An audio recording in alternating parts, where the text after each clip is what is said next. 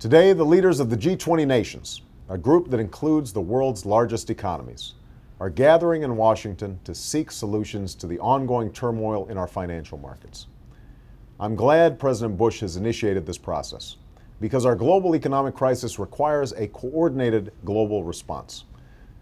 And yet, as we act in concert with other nations, we must also act immediately here at home to address America's own economic crisis. This week, amid continued volatility in our markets, we learned that unemployment insurance claims rose to their highest levels since September 11, 2001.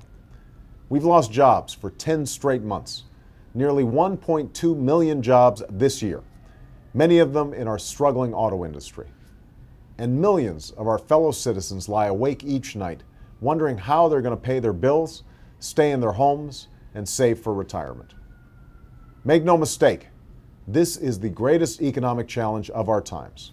And while the road ahead will be long and the work will be hard, I know that we can steer ourselves out of this crisis.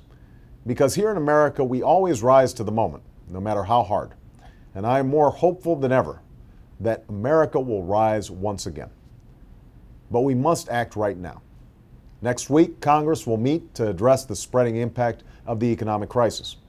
I urge them to pass at least a down payment on a rescue plan that will create jobs, relieve the squeeze on families, and help get the economy growing again. In particular, we cannot afford to delay providing help for the more than 1 million Americans who will have exhausted their unemployment insurance by the end of this year. If Congress does not pass an immediate plan that gives the economy the boost it needs, I will make it my first order of business as president. Even as we dig ourselves out of this recession, we must also recognize that out of this economic crisis comes an opportunity to create new jobs, strengthen our middle class, and keep our economy competitive in the 21st century. And that starts with the kinds of long-term investments that we've neglected for too long. That means putting 2 million Americans to work rebuilding our crumbling roads, bridges, and schools. It means investing $150 billion to build an American green energy economy that will create 5 million new jobs while freeing our nation from the tyranny of foreign oil and saving our planet for our children.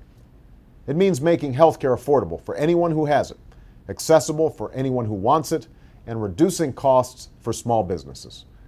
And it also means giving every child the world-class education they need to compete with any worker anywhere in the world. Doing all this will require not just new policies, but a new spirit of service and sacrifice, where each of us resolves to pitch in and work harder and look after not only ourselves, but each other. If this financial crisis has taught us anything, it's that we cannot have a thriving Wall Street while Main Street suffers. In this country, we rise or fall as one nation, as one people. And that's how we will meet the challenges of this time, together. Thank you.